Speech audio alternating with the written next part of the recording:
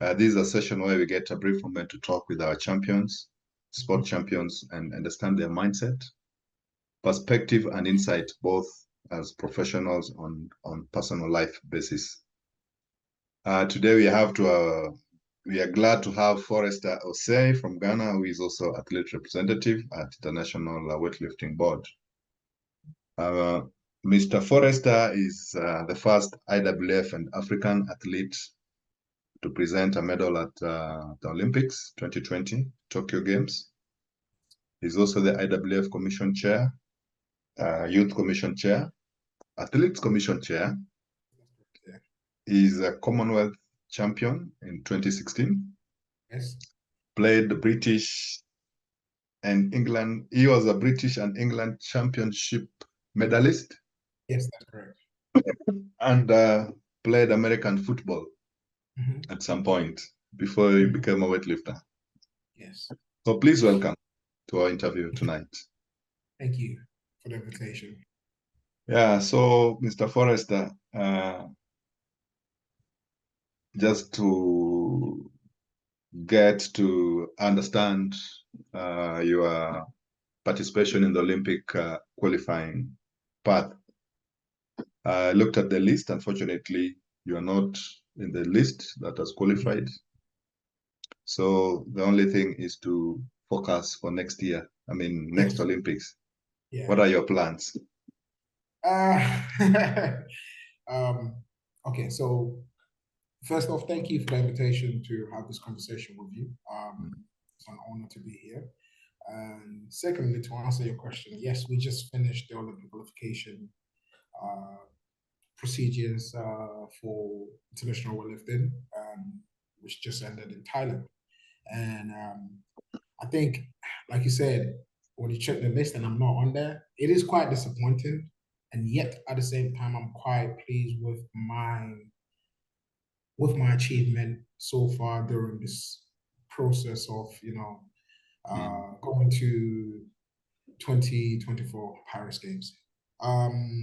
I don't know if you do recall, in 2022, I had what some people will call a major accident. For me, it was a little minor accident during the World Championship in Bogota.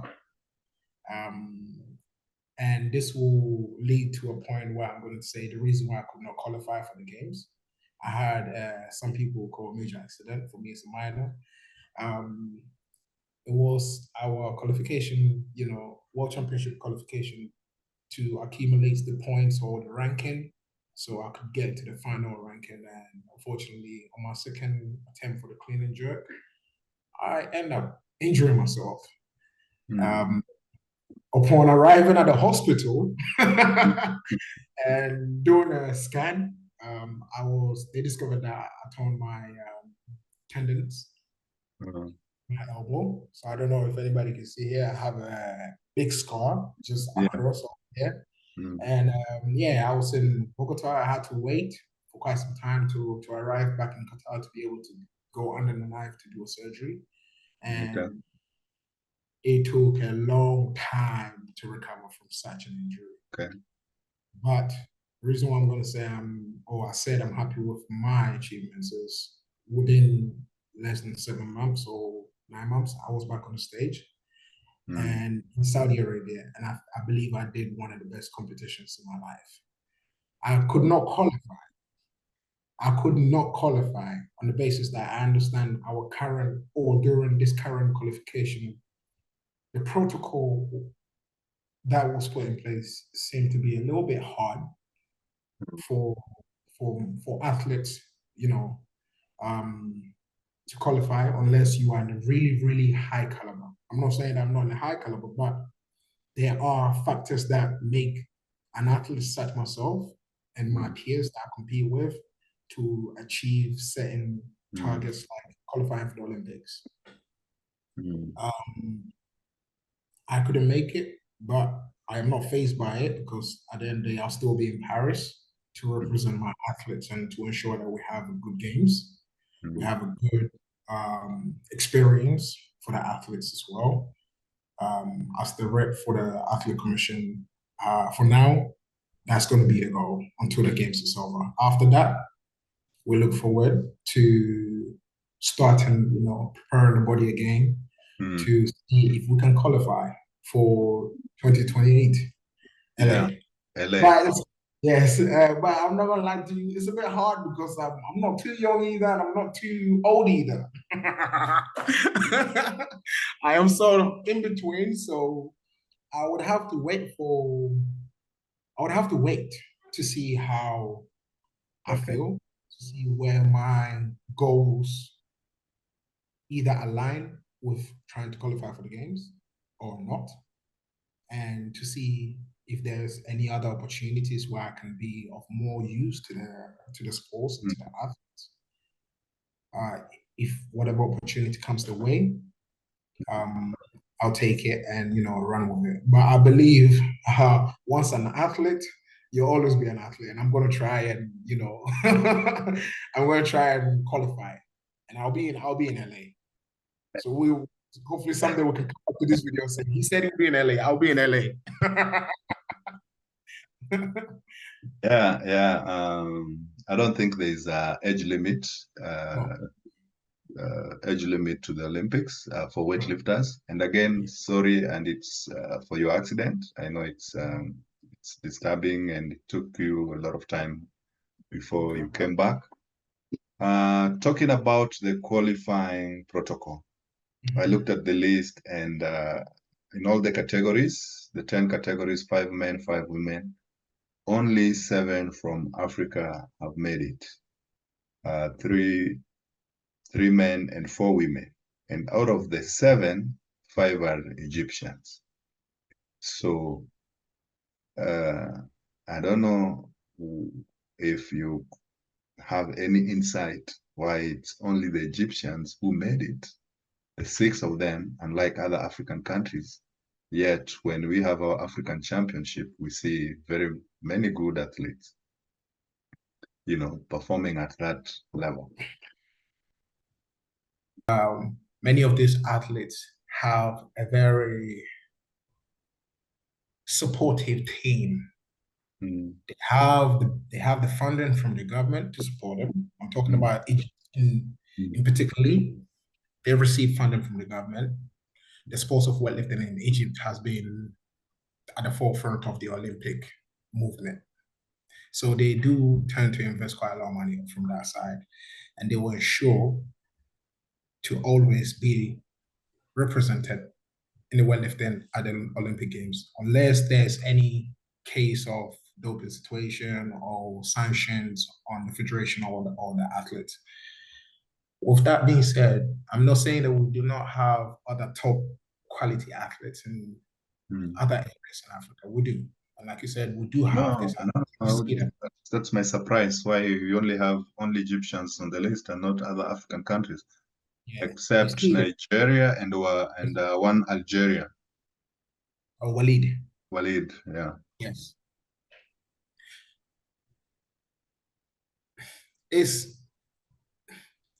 I don't want to start using negative words, but I want to be very frank with you. Our leaders in Africa, within the African continent, regardless of how they see that they develop in the sports of weightlifting, some of these leaders are not there for the best interest of the athletes in the sports itself. You understand? Olympic happens once every 4 years. For instance, if you're receiving funding, or even if you're receiving less funding from the government, on the basis that you're not providing any medals, what is it that you need to do as a head of the federation to enable your athletes to be able to go to competition, to come back with great results, or even develop as an athlete in general?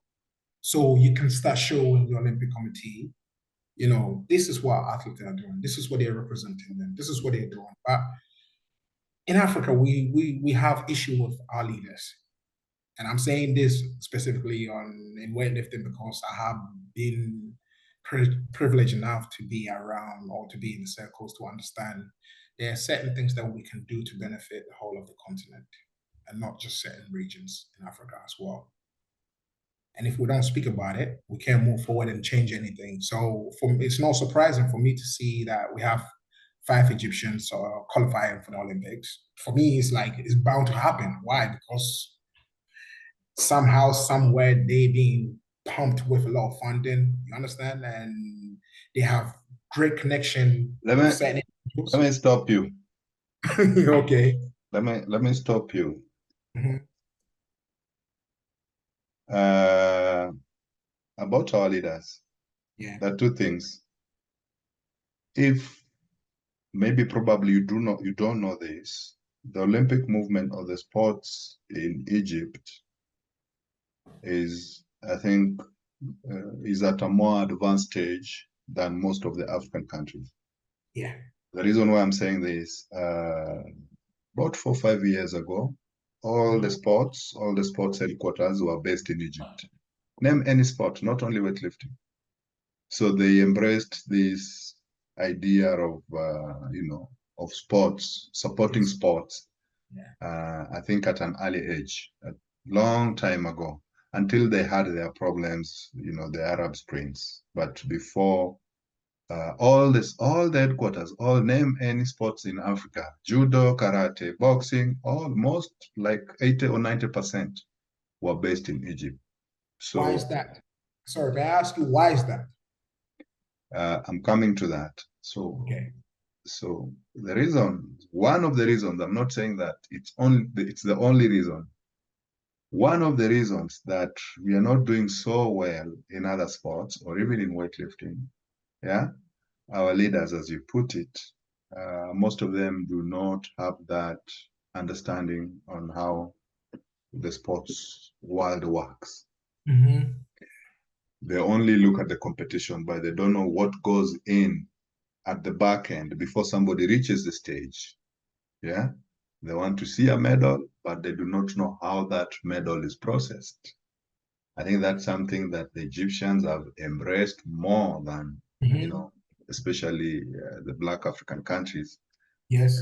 Everybody would want you to win a medal, but they don't know how much work or the amount of work that you have to put in, amount of support that you require for you to be able to, reach that stage of winning a medal.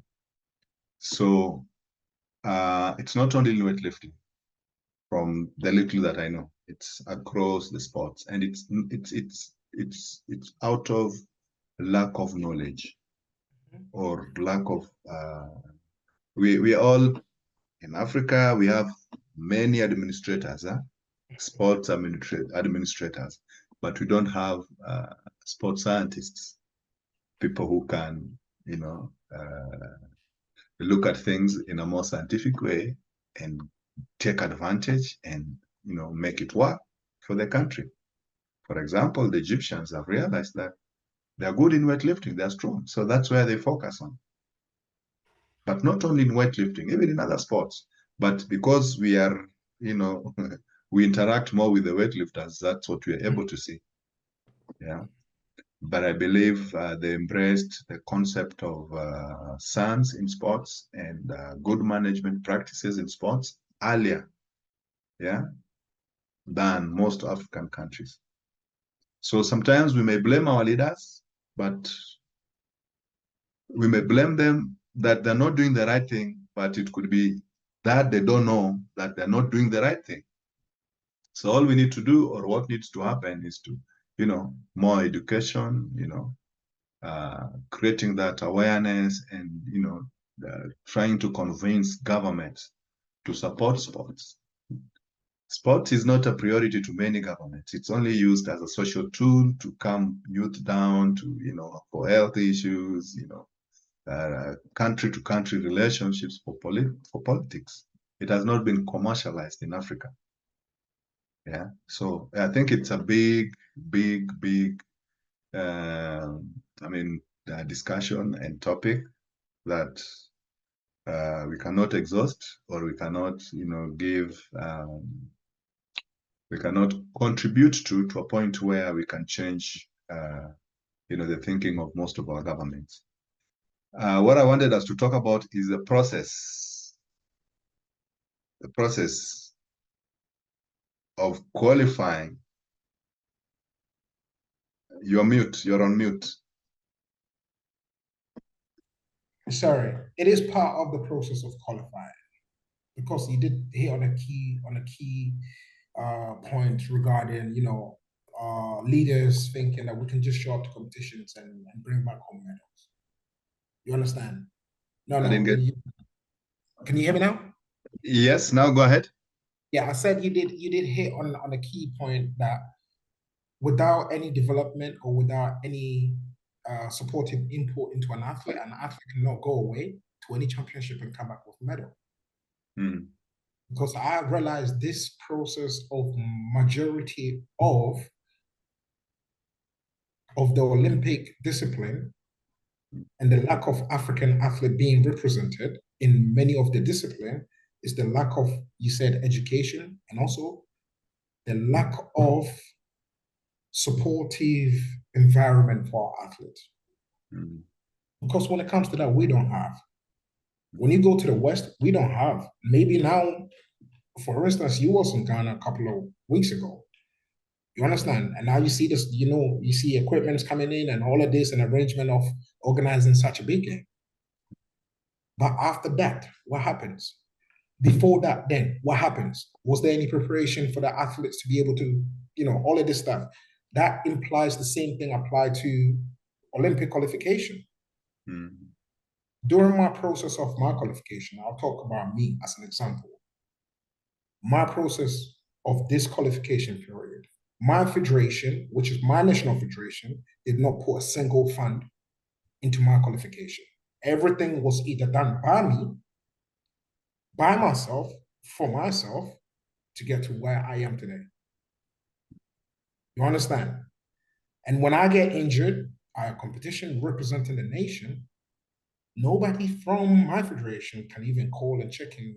How am I doing? How's my recovery going?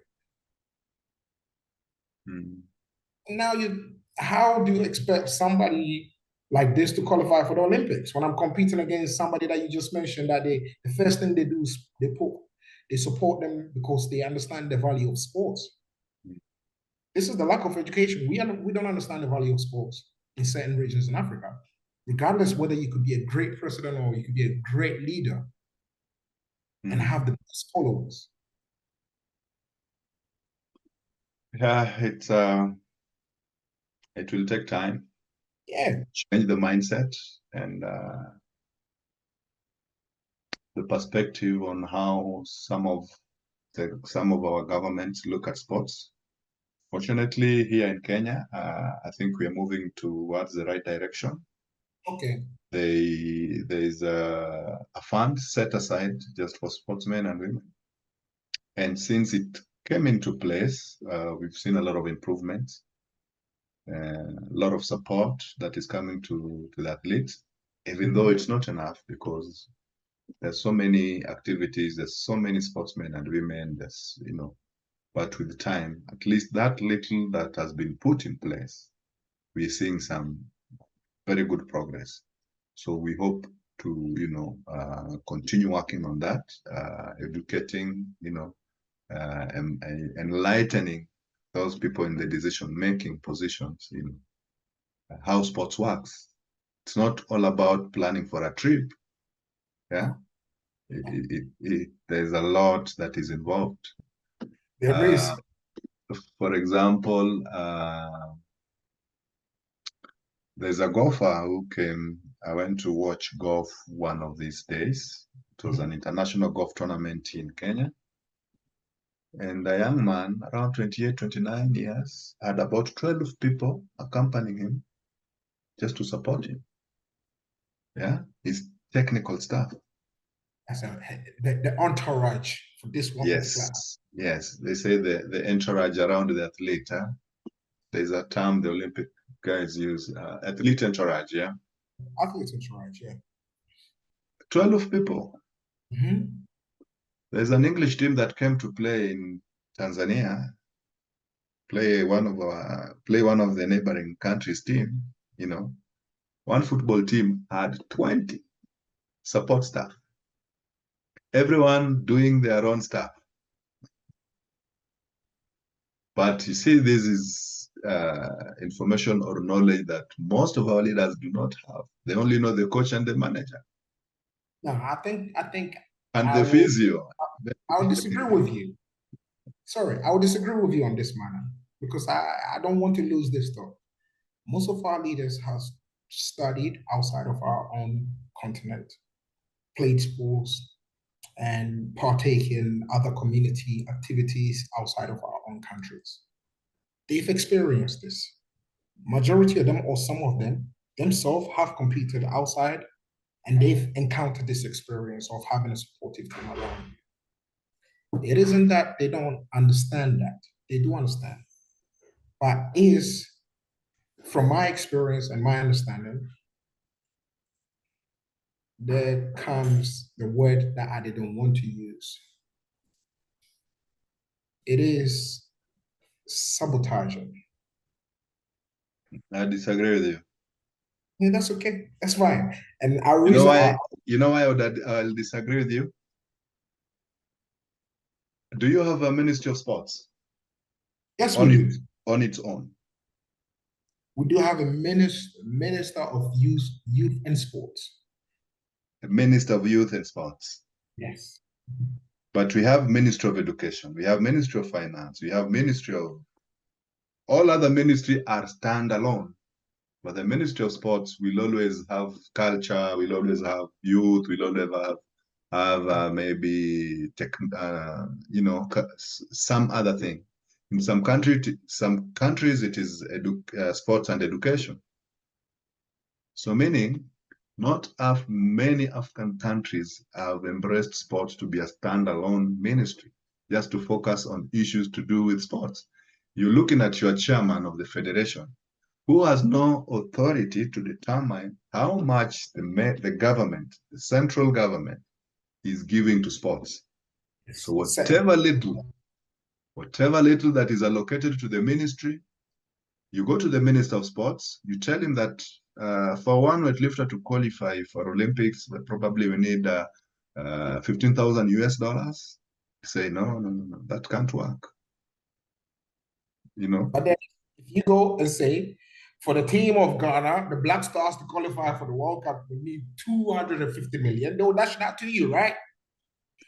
Football. And the same person doesn't do have you the know? knowledge. Do you know FIFA is one of the richest? Is even richer than the IOC.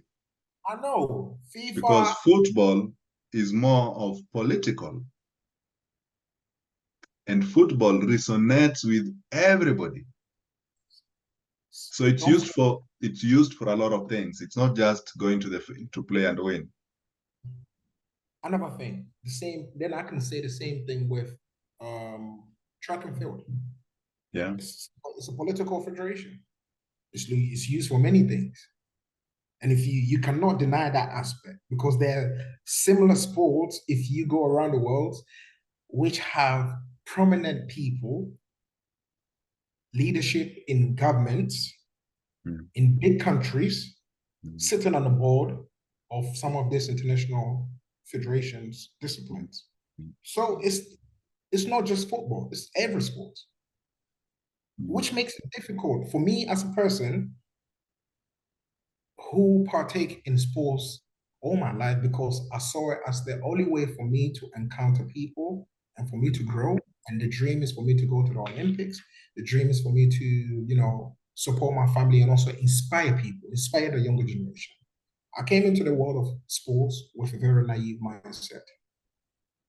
The first thing somebody asked me, what are you doing in weightlifting? How long do you think you're going to do weightlifting? I said to them, I'm not here for some joke. I want to go to the Olympics. You understand? This is my first response. I want to go to the Olympics. Yes, I was very naive to come in through thinking that way that I could just become overnight sensation because I believe in my strength and I believe in my God-given talent. John, let's be realistic. You were in Ghana. You experienced what I went through with my own people in my country competing for my own country. It is sad to say this. How can I be competing on a platform and I have a leadership man come tell me to send my coach away? Why? Because the coach is not part of the Weightlifting Federation.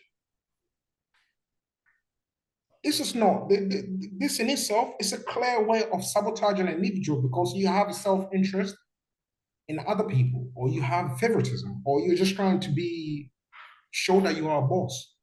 But this is not how it works.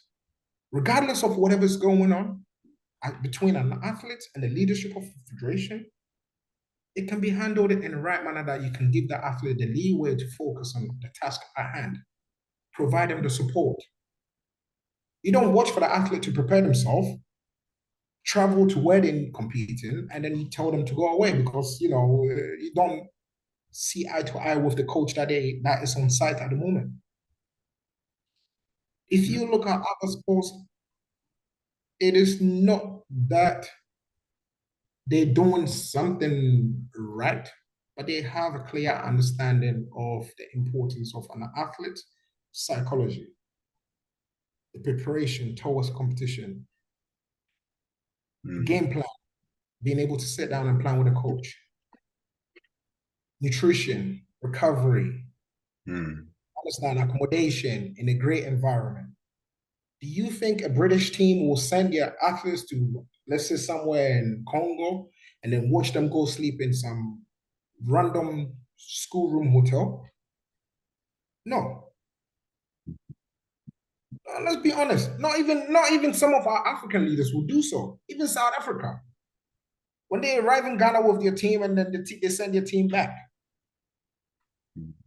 You understand? This is a team, or for me, to my understanding, this is a federation that understands, you know what, I'm not going to accept anything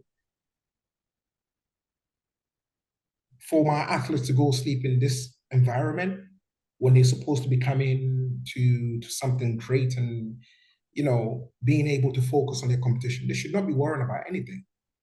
But this is where it comes in. Some of our leaders do not. I'm not going to say they don't care. As much as I love them, and it's, this hot and cold love relationship with all of us, it becomes very hard for me to agree with you on this opinion. I'm sorry. it's a very you probably need to have a meeting. Yes. You probably need to have a meeting with your federation officials, a candid one, so that you get you get to understand their point, why they did that, and yes. probably as I said, sometimes we look at things from different perspectives. Yeah, and sometimes it's because of lack of understanding. Sometimes it's because of personal interest. Sometimes it's because of maybe other interests that we may not be, privy to or aware of. So I think the best thing is to, when you find time, just have a meeting with them. And if you don't speak, if you don't talk about it, if you don't explain to them, if you don't educate them on what is important for you when you're competing, that you need your coach, you need your nutrition, you need your rest, you need your proper accommodation. Yeah. If you find time. Otherwise, I know it's a touchy issue. It's a touchy issue because honestly, I know we're gonna move on from this topic in a second, but for me, honestly, it's not just even my experience. I just use my experience as an example, and I have many other experiences that is documented in emails from athletes globally to us, expressing this sort of thing, expressing this sort of like, I don't want to say mistreatment because it isn't really mistreatment. It's just misunderstanding and lack of understanding between these two parties. You understand? It's very hard for me to say to you that an athlete within an African federation would have the courage to be able to speak to their leaders without feeling that they will be at the end of a bad handout. And this is something that I have experienced in Ghana with my own athletes from different federations. You understand? This is something that I've been to the All African Games and I've heard from other countries athletes telling me about this sort of things. And I'm saying that thing, no, having the right to play sports should not be something that should be given to somebody. It's there. As a living being, you should have the right to play sports, participate in any sports you want. So far as you have a common ground to work, that you are working towards a common goal for the nation representing. But yet again, I'm going to go back and say, hit on our leaders one more time. Our leaders are not willing and open to welcome the ideology of a youth being able to speak up about what they need. I get you. I get you. I understand that this is more also of the individual's experiences and an individual understanding of or being receptive to new ideas. Yes, that's true. Yeah, you could have someone who is not receptive to new ideas, and then it becomes difficult for you to have a conversation. But I hope with as time goes, the young people are getting into leadership positions, people who understand. For example, you on the path to becoming, one day you can make it to be the chairman of weightlifting in Ghana. And now if you bring that experience, they say the company or the department is as good as its leader. If the leader has the vision, then everybody will follow that vision. But and of course, supported in all parameters that he or she may need to be able to deliver that vision. So I don't want us to dwell so much into. But yeah, to further elaborate on the Olympic protocol for Paris, it wasn't an easy protocol. Again? I said it wasn't an easy protocol. Yes. And we did not see majority of our good athletes within our African continent qualify. It required us to do what? I believe 5 competition or 4. 5. 5 competition, and mandatory, yes. So, yes, and also to be ranked in the top 10 as the continental rankings. So if the top 10 within the top 10, then nobody's within continentals represented. Below that then goes in. That makes it very, very hard, because now I'll give you an example. We have this young kid from Uganda, Davis.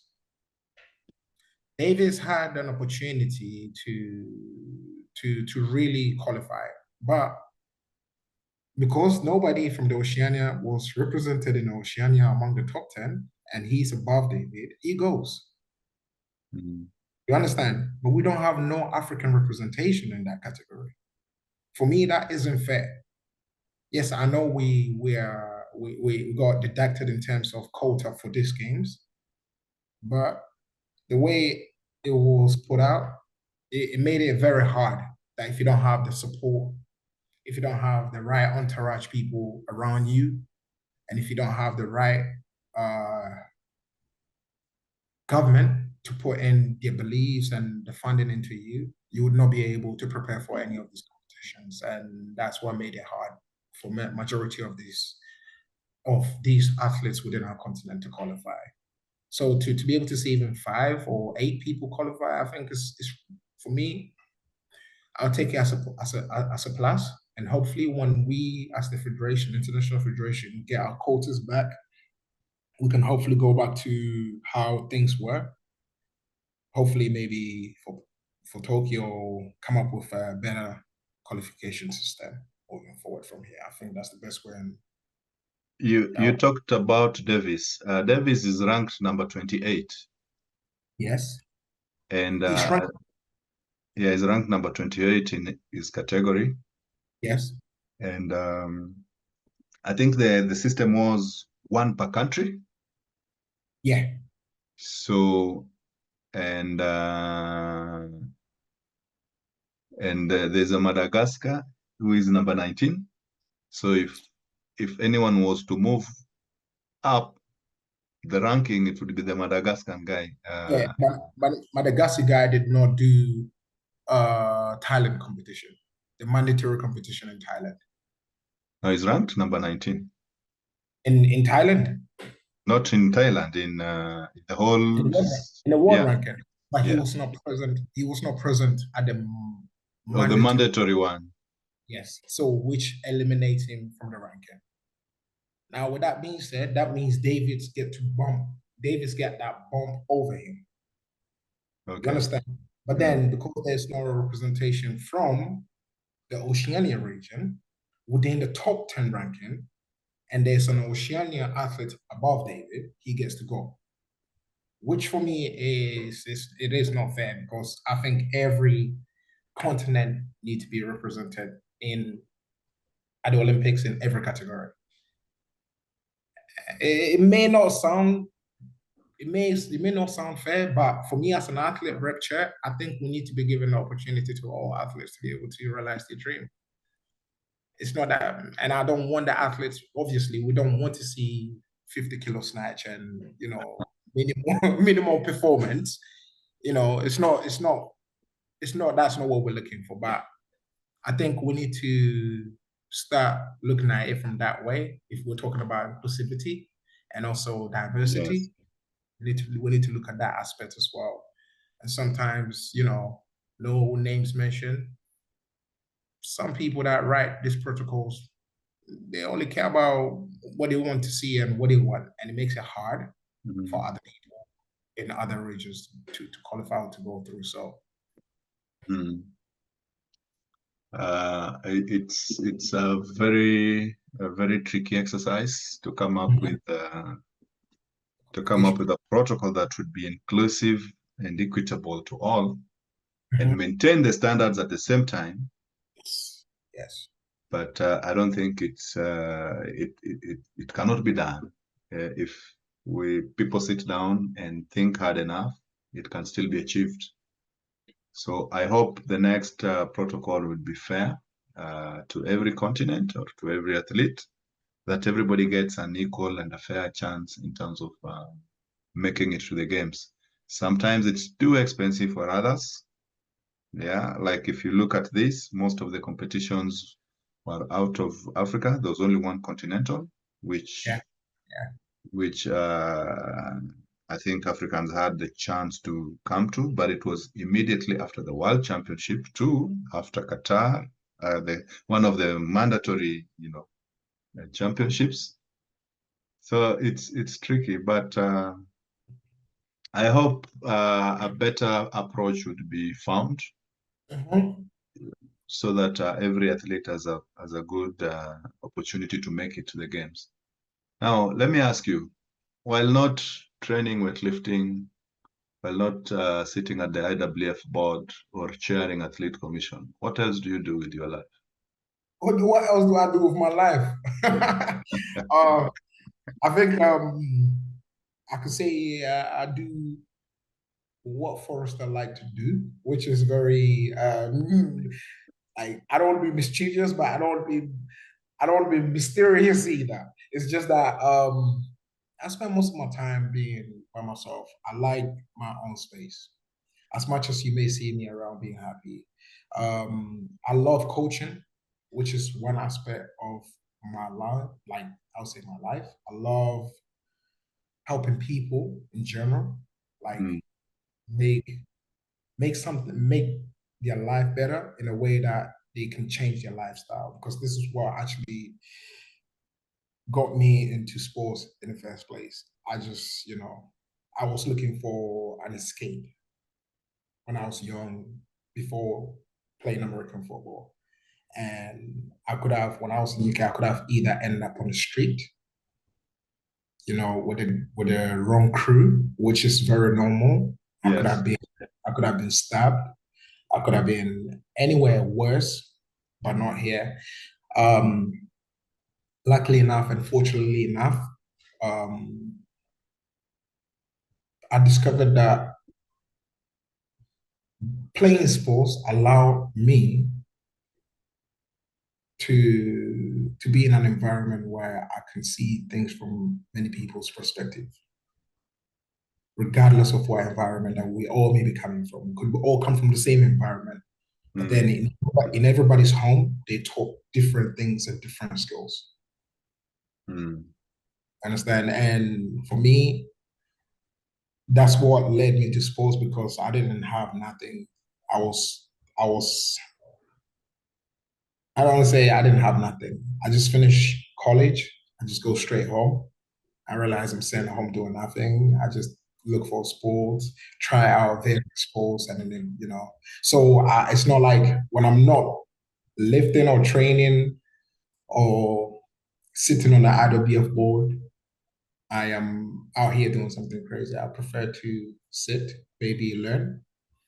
I love nature. I love to sit peacefully in the nature, regardless of how crazy and happy I am, and just observe. Mm. It really put into me the idea of what I said before we started, the conversation, Mm. the idea of being in the present and understanding what is around you that is being given to you right there and there. But if you're too chaotic, you don't get to see it. But if you're patient, if you observe and you sit down and see what is in front of you and count the blessings in it, that doors open for you. So when I am not dressed in suit or on a platform lifting, I am trying to be still to see who needs my help in making their life better, in changing their life. Because I've been in this place once upon a time and I don't have nobody. And if I have the privilege now to be able to come out of it, I can share my story. I can I can share my knowledge in terms of what I have learned over the many years of changing my life through sports to help others do so. So um, I'm not erratic as some people may see that I am. I am very chilled. I like my own space and I love nature. I love to learn about the universe. This is very crazy. I have this Yeah. belief that we're not just here by ourselves and we're not being placed here for no reason. So Okay. it's Okay.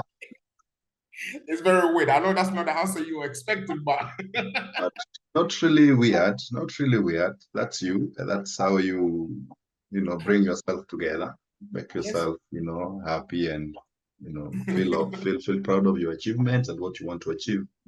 Does that part of you being alone and trying to learn new things, when you're not lifting,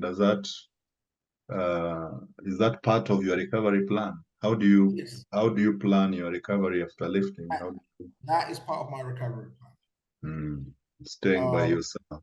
Yes, that is part of my recovery plan because I had to learn very early playing team sports that you can become better. Sometimes even in the team sports, when you disassociate yourself from some of the social activities that happen off the field, Mhm. because it allows me to be able to sit in my home comfortably, allow my body to recuperate from the damage that I have done to it over time, both mentally and physically. Instead of me going out to drink and jump around with my friends in the club all night and coming back home with misery and don't want to be around people and don't want to see them. I'd rather not to see them at all. So when I wake up the next day, I don't have no worries of trying to avoid it. So for me, it's part of my recovery, and I didn't know it was part of my recovery not until I came into weightlifting. When you start losing friends because they'll call you and they say, "Nah, I don't want to go out. I just finished training. I want to be alone. I just want to sit down, maybe read a book, or maybe discover some new music or discover something different." You Okay. understand? So Hmm. it really helped me to be able to learn so many things, so many skills that many people do not know that I have, which is very good because it's always nice when you do something and it surprises people. So you have skills that we've not known of. Is that I would like to say I do have certain Okay. attributes to Forrester that many people will be like, oh, really? I'm a graduate engineer in aerospace. I have 30 hours of flying lessons under my belt, and I Hmm. can go revisit that and do that anytime. Proficient in computers and finding my way around fixing issues. and and they're very, very unique skills within that aspect as well. That allows me to be able to do certain things that most people would never assume that I could. I didn't know that. Like I said, it's quite Yeah, I didn't know that, and I didn't expect that. it's very I don't know, when people hear, they're like, really, this guy? Oh, okay. Okay, now we talked about athletes and tourage. Yes. Have you enlisted some professionals around you to help you with your training programs and Um, with the limited support I have, I've not been able to attain such entourage. hmm. Um, on the basis that I'm not able to afford that support. So everything that I have is just my doing, and I have to find means to understand how my body feel that only I can understand, to help it to recuperate, to help it to be mentally ready, prepare us for competition, to help it to understand this program works for me. So maybe I'll try and stick with it and adapt it for the next block of the next competition. You may know a fella called Sir Keith Morgan. I He do. just, yes, I do. Yeah, he's been with you for quite a long time. exactly. Sir Keith Morgan, um, more or less started me off with weightlifting. Hmm. And his coaching style was, I'm preparing you. So when you go, you can do everything yourself. But with the right mindset, with the right approach, you have the knowledge, you have the two skills, yeah, I mean, you have the tools and you have the skills to be able to plan something for yourself and, see how far you can go with it. So I think that was the foundation block I had. And I've worked on that, over time to understand what works for my body and what doesn't work for my body. As a matter of fact, when people come around me, how do they affect my psychological aspect of things? Is it positive or is it negative? Are they affecting my training style? Are they adding value, even though they're there to add value? But are they really, really adding value? So over time, I've come to understand, I can't afford it, so I have to learn the hard way and find my own way to understand what works for me and what doesn't work for me. And no. So to your question, no. Yeah, I first met Keith in 2010 in Delhi. Yes. And that's when we Yeah. first met, and then I came and met him in London, Yes. 22. 2012, Yes. and I think Glasgow to 2014. Yes. Yes. Yes. Uh, from my interaction with him, I know he's a very cool, collected guy who is always Yeah. ready to help. Yes. And I don't know. At one point, I was looking for some things, it's some stuff in UK, and he Yeah. directed me to you. I think you were looking for shoes or something. Okay. I can't remember exactly, but at one point, actually, he's the one who introduced me to you before we Mm, met. Uh, officially. yeah. Yeah. I do recall you mentioned a few times. So, but now, if you only had Keith as your guide or your mentor or your coach, you as a person, how do you plan your training and to ensure that you peak at the right time? Because training programs is a key issue Yeah. uh, that not many people understand how to go about it. When to pick at the right time, recovery, and of course, injury management, diet. Yeah, especially in weightlifting, people struggle with weight. It reaches you They have like to you, eat. you have 2 hours to competition and you are 3 kilos over and above your category. Yeah. Weightlifters love to eat bread, they think it's the, it's the energy source. No, but yeah, is how do I plan my program? I think when I started weightlifting, I when I was with Keith, he allowed us to be able to acquire the skills to train under his observation, but not necessarily his, I don't know, his impulsion on you as an athlete. If that's the correct word, impulsion, yeah, impulsion or imposing, yeah. But he always strive to put that skill in you, understand your program. Understand? And sometimes it's hard because it's a very old school sort of mindset. You're doing this, let's get it done. It's hard. I know. Stop complaining, get it done. But it allow you to, as an athlete, for me, I came in the sports fresh canvas. It allowed me to absorb new information. And by correlating that with how my body felt, I was able to understand this worked better for me. This doesn't work for me. If I train 2 heavy days or 3 heavy days, I'm going to take 1 day back, possibly doing absolutely nothing. Some people say go do active recovery. How about you say allow the body to recover? You understand? I tend to listen towards my internal feelings. How does that affect my physical being? And I work around that. So regarding program, it's not like I have a regimen, like a rigid program that I stick to. Today I train, cool, I feel good. I had a great training session. That doesn't mean tomorrow it's going to be better.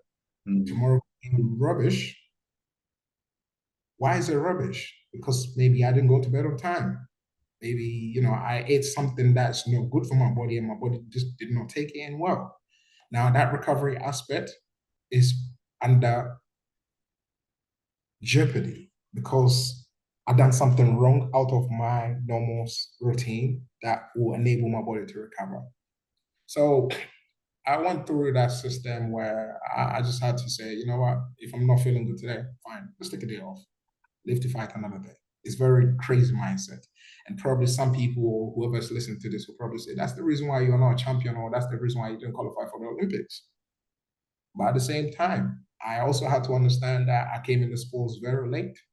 If I came in a bit early, that would have been a whole different story. You understand? I'm old. I'm not too young, and neither I'm too old either. I'm just in the right position at the right, head frame at the right age to be able to absorb information that I can adapt to fit my body type and my personality. So sitting outside of that, our training program looks something like this. I'll give you an example. 2 days heavy squat, 1 day no squatting. Those 2 days heavy squats. I also do classic lifting. Now, what? I do classic lifting. So yeah. snatch and the clean and jerk. Now, on the 3rd day, depending on how I feel, I'm supposed to rest. If I wake up and I feel good, I could do bodybuilding because I need to tighten up the body and understand the body needs to work. Muscles need to function. I need to understand the tensions in the body, which is what I need to perform the movement that we're going through.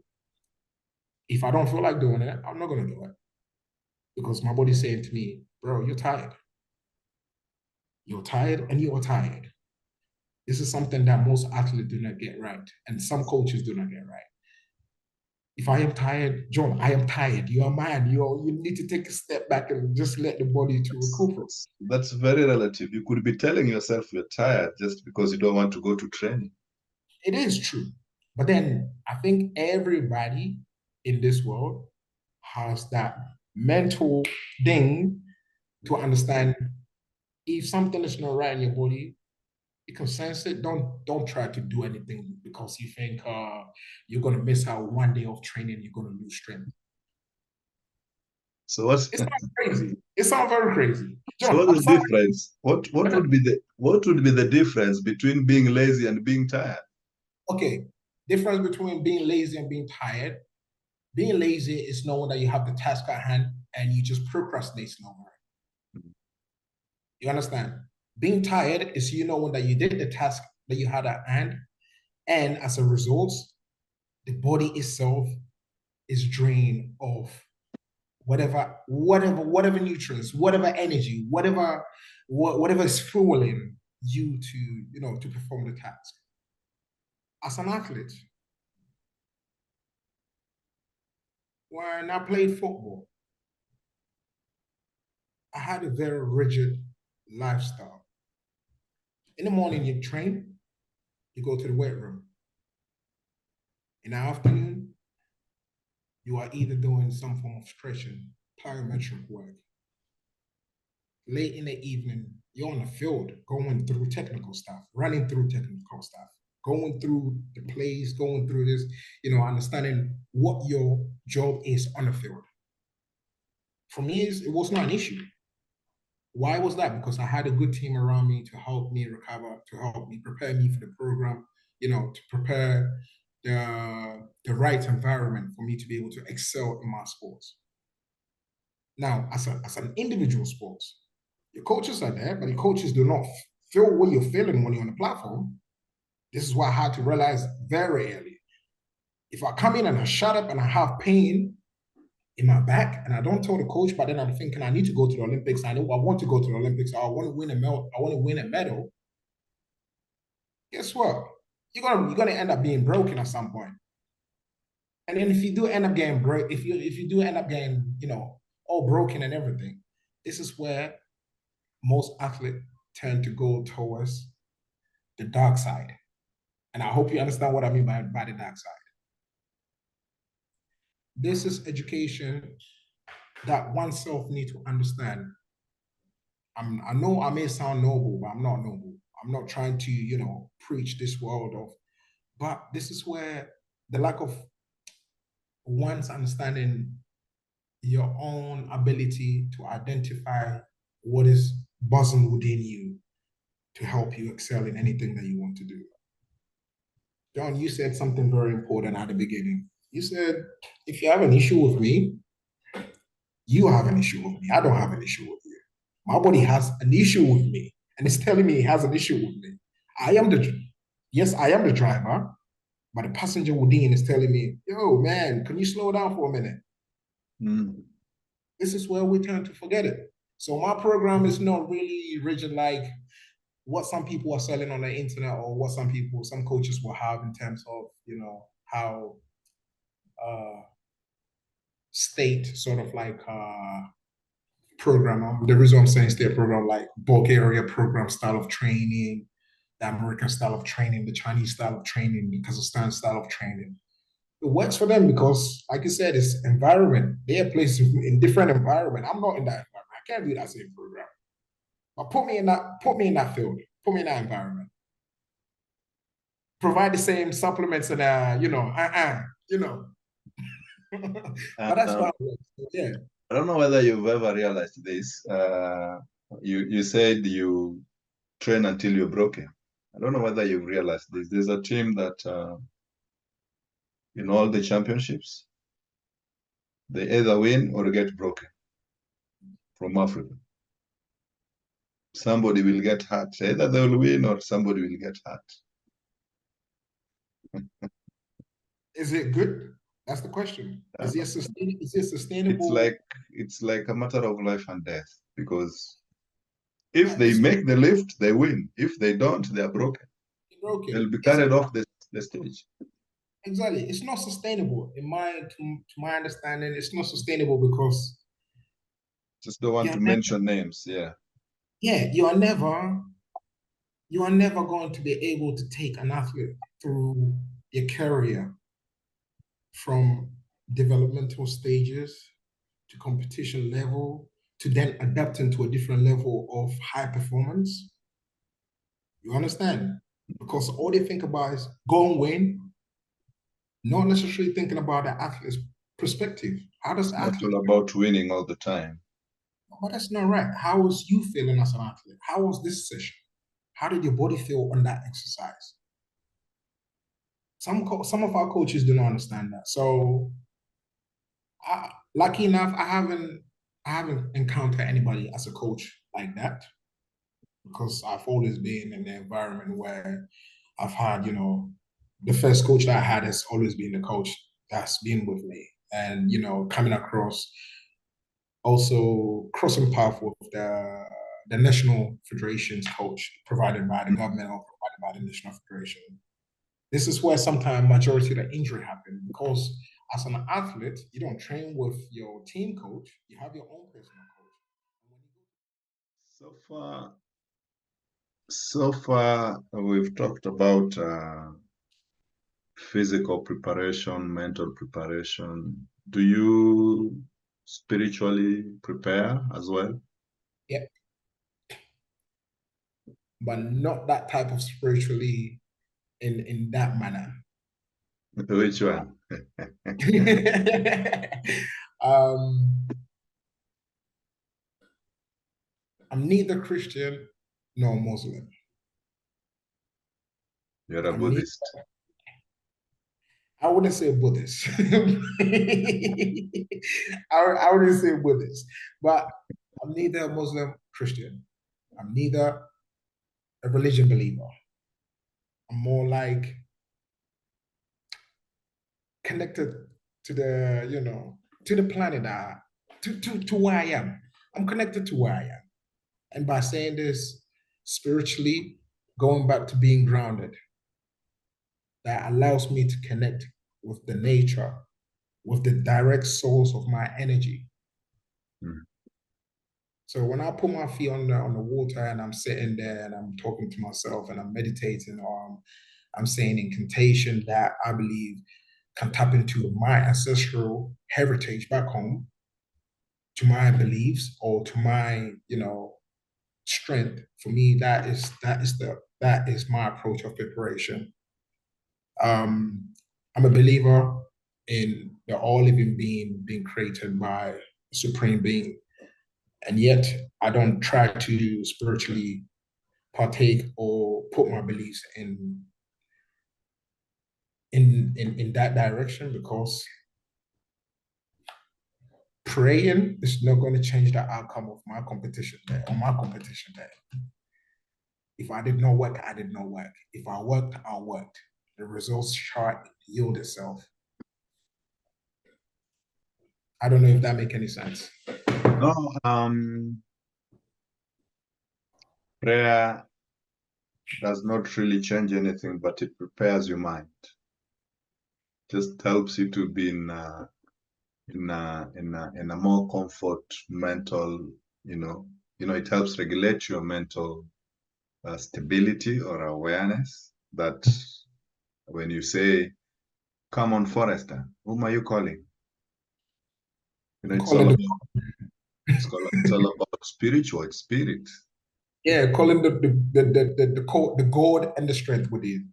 Yes. So when I was in Thailand, I went to the big Buddha and they told me I wanted to understand what this Buddha thing is all about. Yeah. But it was very simple. They told me the practice is about awareness, being self-aware, Yeah. learning how to breathe, and just understanding who you are. Yeah. So Like the presence. yeah, the Within. present. So Like being Christian, being Muslim is neither here or there, but that at the end of the day, if you are aware of yourself, and if you're aware of that energy within you, if you're aware of the supernatural powers that are without you that you can tap in to, make you achieve or face whatever situation that is ahead of you. Because nobody has ever seen God. But we believe. So if you're able to, sit down and tap into that energy, that's God. So oh, you're right. And if you're right, if you heard what I said, I'm not a believer of the religion, but I'm a believer of the all supreme being. The energy within is the energy within. That energy within me. I didn't say. I didn't want to say that. What is it? Sorry, flash. It just escaped my head right now.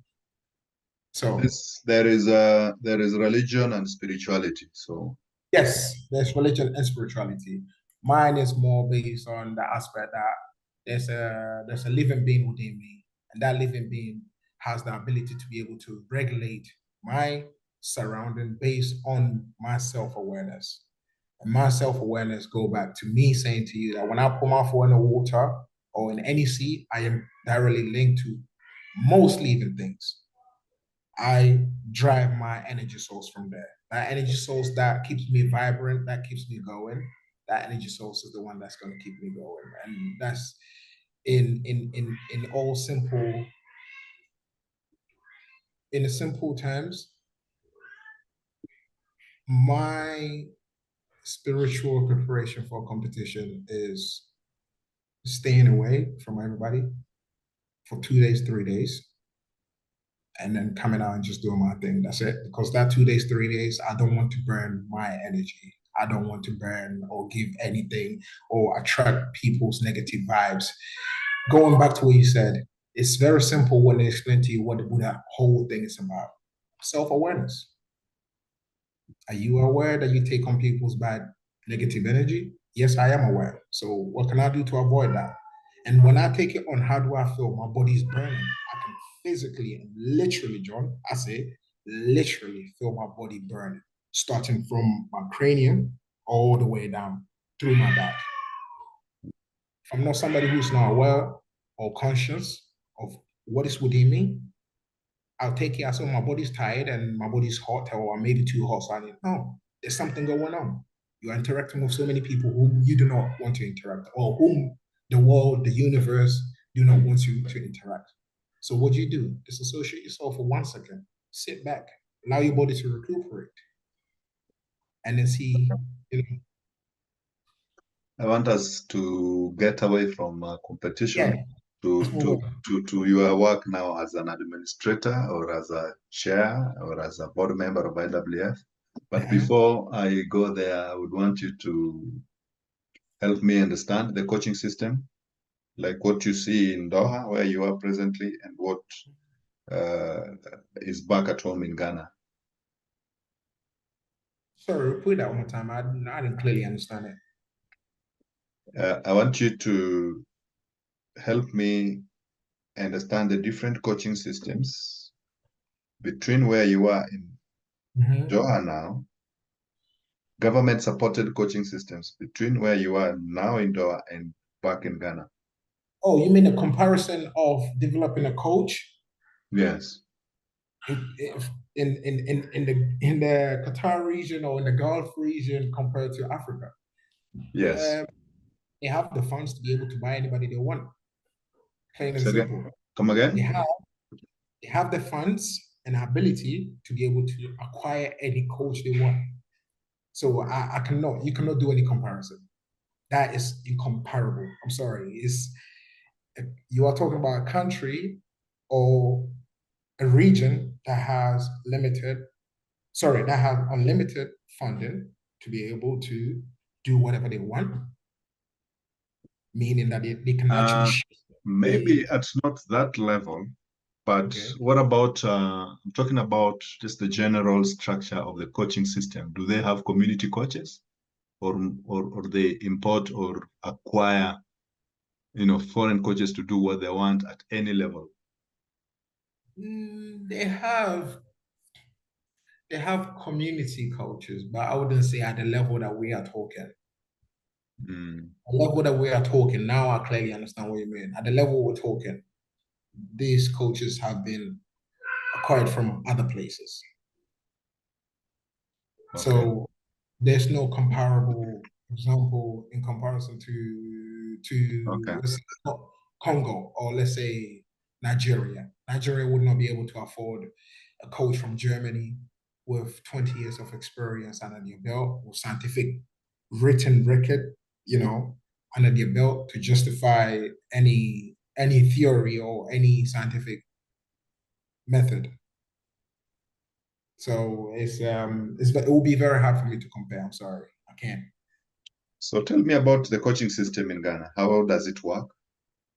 On that as well, I can't really touch on that, but I believe, from my understanding with them, last time I was there, the team has a coach, and then within the coaching, within the gym, pairs of athletes have their own coach, within the national team. So I can't really also say much about that because to my understanding, they all have one coach. But then inside of this, people are moving around. Do you understand what I'm trying to say? I do. What I'm hoping to hear is that are they government supported or they just on their own? Is there a certification system? Um, yes, certification system. Yes, on the national level, yes, government supported. That I cannot give you that information because I really cannot. I don't know exactly the in and out, but I do understand that with certain federations, the federations, I mean, we'll say a national federation, discipline wise, they will employ a coach. And I'm guessing if they employ a coach, that means they'll be under government support. Yeah. And but then that doesn't that is not what is it is. That's how it's supposed to be, but that's not how it is. Okay. So what then tends to happen, I have noticed, not just Ghana alone, with also other federations that I've encountered, that coaches start to cause trouble within themselves and the athletes that are within the team, rather than focusing on a collective, building building the team together, because everybody wants to travel and go somewhere with the team and have the opportunity to earn a little something. I've seen they tend to cause trouble to tear the team apart, and it's either government support or not government support. It's the approach. There's something that is off in there. So even if it's government support, who is in charge of the money, and why this coach is doing so? Because they want to get close to the right person who's in charge of the money. Does that make sense? It does, and that brings me to this question. Our friend, Mr. Pius Kyle, he has been coming to assist. According to your analysis, has he brought in changes that has helped improve the team, or in your Who's own? this? Oh, Pierce Carl Pierce. Yes. Mm. Yeah, yeah, Carl Pierce. My experience with him was very limited Mm. because my first encounter with him was in 2015 All African Games, and then after that was the likes of the World Championship, and yeah, that's it. So I believe when he came in, or when they brought him in, I think he came in as a voluntary sort of like work, help develop the sports as Kyle, that's what he does. My experience around him, he was instilling within the team or amongst the team of team building. Helping the coaches understand programming, helping the coaches understand, how you can support an athlete, how you can understand the athlete's need and all of this stuff. So it's instilling into them the knowledge of interacting with the coach, dealing with the coach. Dealing with the athletes, and finding the athletes most crucial needs so you Okay. can enable them to excel. So I think my experience with him was just more or less, let's come together, let's work together. If I send a program to you guys, all the athletes do it together, rather than, oh, he didn't send me the program, he sent it to you, so it means your athletes do the program, sort of thing. Okay. Now to your role as athlete rep. What are some of your roles? Oh, so my basic role is to liaise between the international athletes and the international federation in terms of governance, to speak on behalf of the athletes, to allow no to speak on behalf of the athletes for the federation to allow us to be able to exercise our right. Um, Upon that as well, on top of it, I would say liaising between the athletes and the national federation leaderships, governance. um, representing the athletes and the sports at the greatest, I would say, yeah, at the greatest level as I can be for myself and also for the global athletes and for the sports itself. So speaking for the athletes on the board, speaking for the athletes on certain commissions and committees, which sometimes does not come easy because I sit on the committee with you as well, yeah, fighting for the athlete right in terms of any changes to the sports. So you have a forum for athletes, or you just, it's your opinion that you take to the board? How do you So, get to how do you get to determine the subject that you're taking to the board? so how do we, because it's not me. Yes. It's not me. How do we? As you may know, it's a collective thing. We have the ACs has a composition of 10 athletes, 5 female, 5 male, from 2 per each continent. So as the chair, I would say yes, I may have the executive right to make a decision, but it is not right because I'm not representing myself. I represent all the athletes.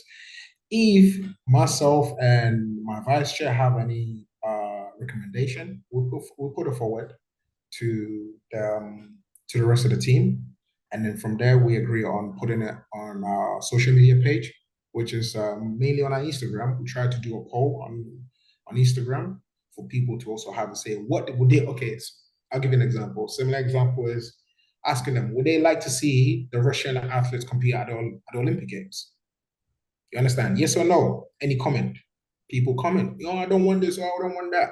From that data collected, we get to say, okay, cool. We may be evenly split, but then we still have to put this discussion up front, to the board for them to discuss this because the athletes have an interest in this subject.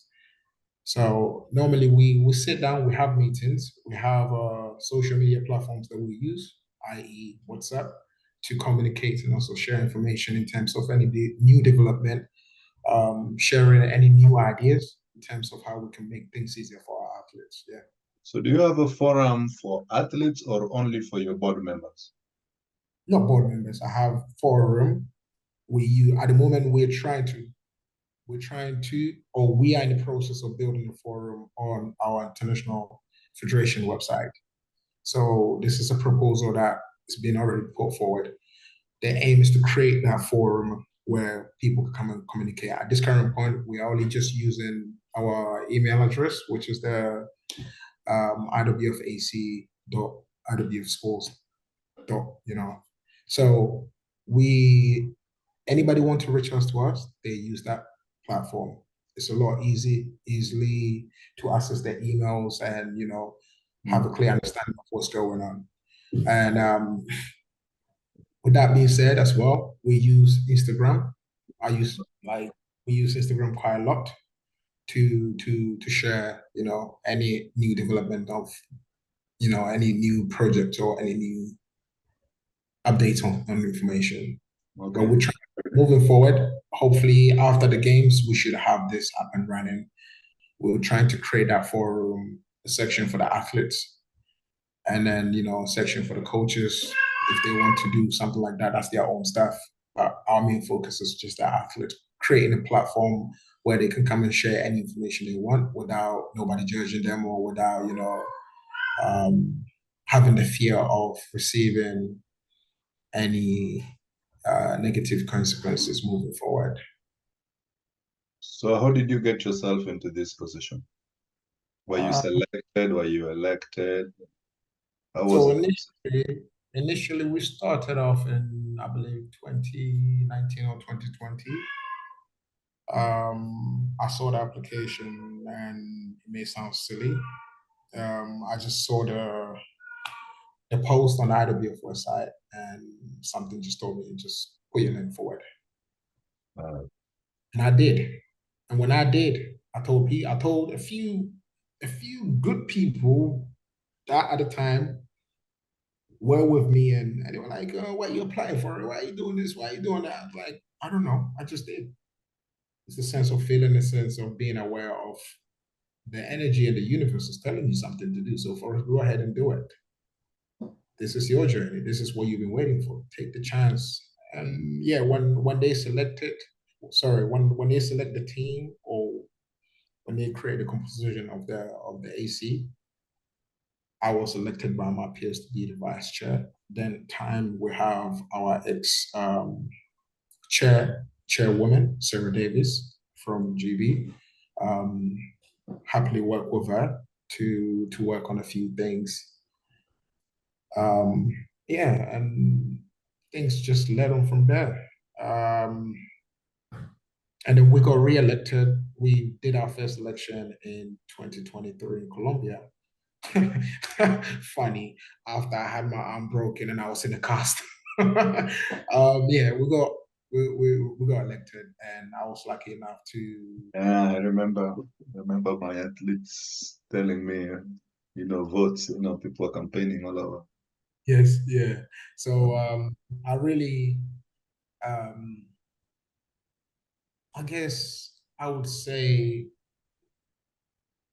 my path of starting weightlifting was supposed to bring me here to start off a different life or a different profession as supporting our athletes and having the opportunity to live in two different continents with such a disparities between them, um, allows me to see things from a different perspective. That if that makes sense. And yeah, when after the election in Colombia, we had a sit down with the chair members, and yeah, again they elected me as the chair. And sorry, we had an election with the AC members, and they elected me as the chair. They put their trust in me to lead and to openly work with them. And yeah, it's been going well so far. It's been a very an experiencing journey, very very rewarding in many aspects. When I say rewarding in many aspects, it allows me to to to um, to understand that we all have the same issue. Actually, we all have the same issue Across the globally. continent. Mm. Yes, we all have the same issue. It's just that the approach that we're taking to handle them sometimes are not the same, and sometimes we just need to also um, we need to be willing to give and take, patient in a way that you have to be patient. You have to be willing to work. You have to be open minded to accept other people's opinion, whether it's right or wrong, whether it's sit with you or not. You understand? And Yeah, okay. yeah, Okay. Maybe leading into that, what are some of the milestones that you believe during your tenure as a chair you've achieved with the AC okay. Commission? AC? So yeah, to be the I think the biggest milestone for us was to have the voting right on the board itself with three AC members. Recently, we fought for the right to be able to be recognized as committees and commission members. So that's I think most of the time people tend to neglect that is mainly or mostly the the governing body of any discipline, because these committees and commissions actually bring decisions and bring regulations, amendments, and sometimes they just don't want Yeah. it for the sake. They just want to change it for to make the sports look better, or to make things easier, or to make things harder. So to have been able to receive the recognition for athlete representation on these committees and commission is one of the biggest things. Secondly, I guess the whole reason why this commission started was about governance reform Mhm. within our sports. Lucky enough, we have managed to, come out of the heat with all the scandals, allegedly scandals that was going on, and now we're in a good position to say that our leaders are actually listening to us. As some of as bad as some of the athletes may not see it, at the international level, our leaders are listening to us. We are lucky enough to have Jalud as one of the one of the leaders that's always willing and open to speak to athletes, regardless of what background or where you're from. And it's nice to be able to know that, I can walk up to my president of the federation and say, this is what I think will be better for the athletes, or this is what we think can make our sports better in terms of the AC. Mm. And then he being frank and say, okay, let's work on that. Let's see how we can make things better. Then this Any challenges that you're facing in your duty? Yeah, every day, every single meeting, there's challenges. At the moment, we do not have no budget in terms of for financial stuff to be able to organize or put together a program that will be able to help athletes in deprived societies or deprived communities, underdeveloped communities. And we recently, as one of our proudest moments in the sports as the AC was when we received the budget to start our own program to support our athletes whom were coming from deprived countries to be able to attend the qualification, the mandatory qualifications for the Paris Games. That was a big milestone, but the challenge then come back to say, and yeah, we want to repeat this program, and now comes where people are saying, yeah, there we go again. They're here for money. It's not that we're here for money. We're here for the support, and we're here to support athletes that need it the most, and not just, I don't want to say anything negative, but yeah, waste money. And funny enough, sometimes it's not even, sometimes it's not even coming from the people in charge of the funding. It's just random people who just want to show that they have big balls. No, don't. I'm sorry. Okay. Okay, I get you. The issues, and that's the issues that you can't really just talk about.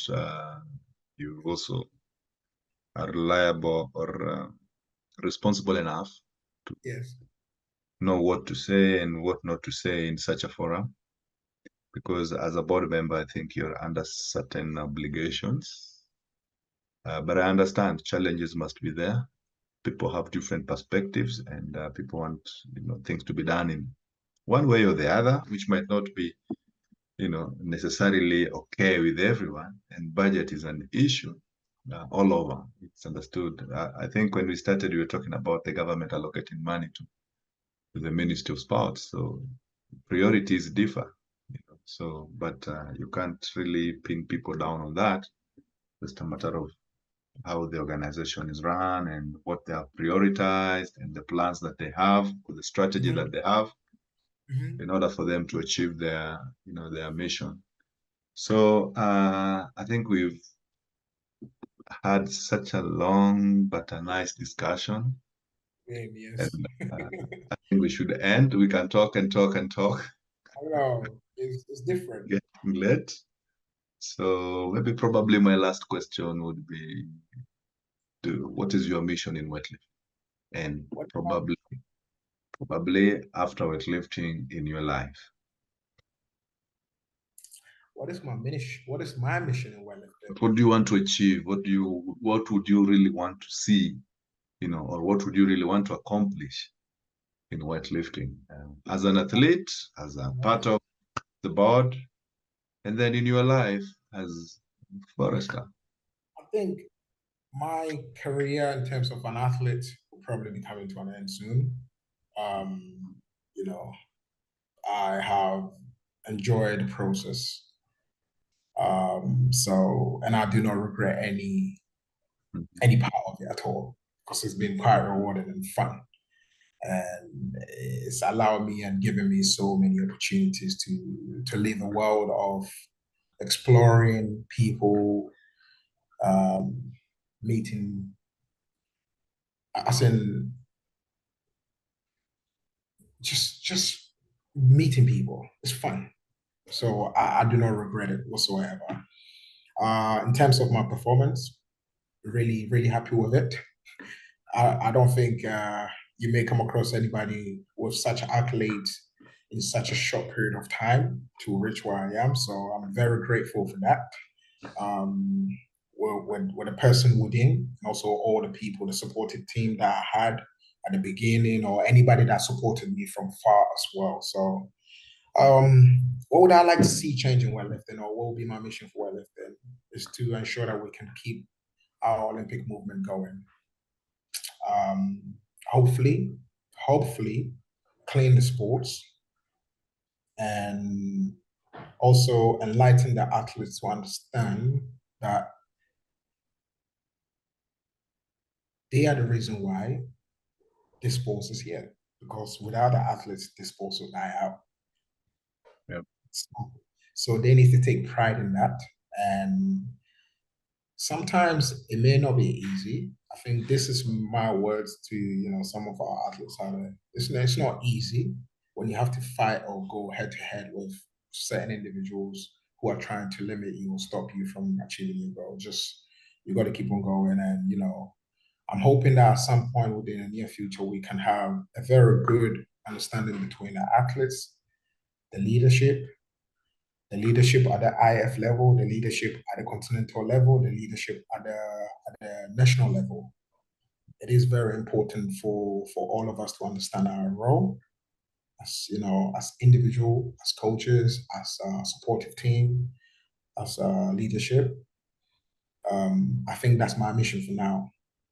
In terms of, there was one question you said in terms of where Forest is going. Like you, Forrest, what are you up to after these weightlifting issues? What are you up to? What am I up to? I'm living. Yeah? I'm living. What would you want Forrester to be in 10 years' time? No, I don't think that far. And I'm sorry, I can't lie to you on that aspect. I never think far ahead, 10 years time or 5 years time. And when I said I am living, I really mean that I'm living. I want to be able to wake up each day with good health, with good people around me,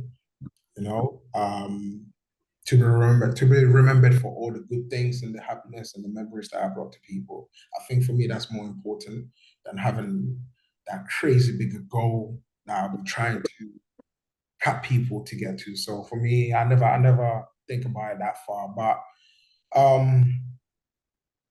obviously, I'd like to become part of the leadership role within my national federation to be able to assist some of our athletes gradually grow to the continental level. And with that being said, keep on growing from there. Who knows what tomorrow holds? Today's today, tomorrow's another day. The reason why I'm quiet is when you say you don't think far much more ahead, does it mean you don't want to live long? No, I do want to live long, but I am not. I am not in charge of what tomorrow has in store for me. I am in charge of what I can do about the situation that's in front of me. So it's either I have three options to handle it: run away, stand and fight, or just submit. Okay. And Okay. I Okay. know I always have an option to choose. Okay. I understand what you mean. My last ask would be, do you have anything that you can advise any of athletes, even from any other sport, who would wish to be, who would want to emulate your pathway, to be where you are at the moment, and of course the new ideas and the new knowledge that you want to bring into the world of sports? If anybody is interested in becoming or taking on the baton as a leadership in any sports, I would not stop them from doing it.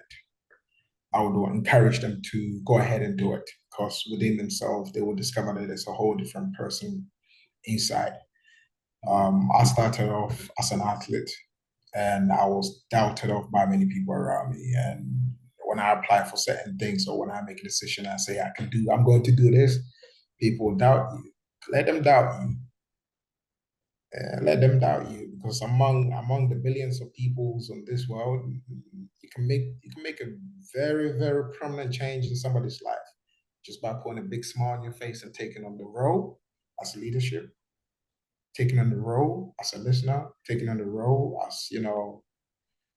um, as a comforter, because sometimes it's not just fighting, and you have to listen, you have to provide, and you have to provide a safe space for people. And if you think you have the capabilities to do so, don't limit yourself to nothing. Go for it, because you could be the one that can change the whole situation that's been going on for many years, or you could be the one who can help adapt that sport to become something sensational or change somebody's life. So yeah, my advice: do you be happy?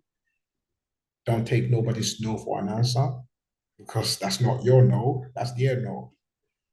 And keep on striving to be the best person you are in whatever you're doing. So yeah.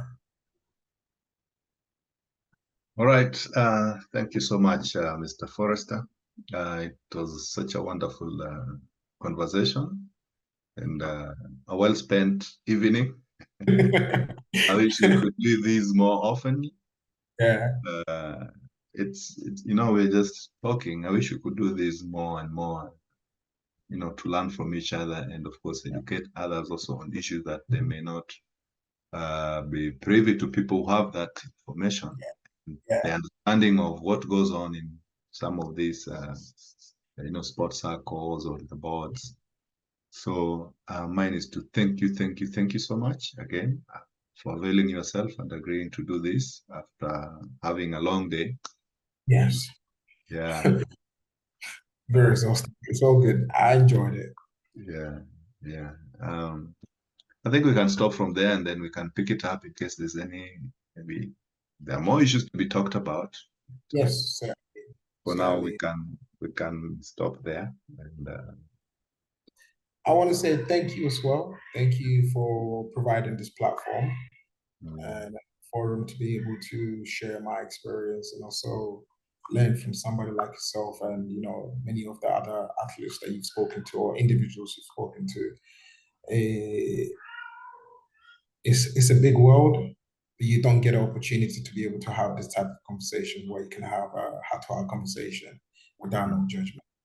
You understand? And and it's very hard now with all of the social media stuff and everything that's going on. So anybody listening or anybody watching this, thank you for taking the time to listen to us, and hopefully you got some form of information or understanding to life is not just about goals, but life is about living and being able to express and experience love in different forms. And today I experience love, and I express it in different form between myself and you. So I appreciate it. Thank you, John. I appreciate it. You're welcome, and have a good night. Hope to talk to you soon. Likewise. Have a good night. Bye-bye.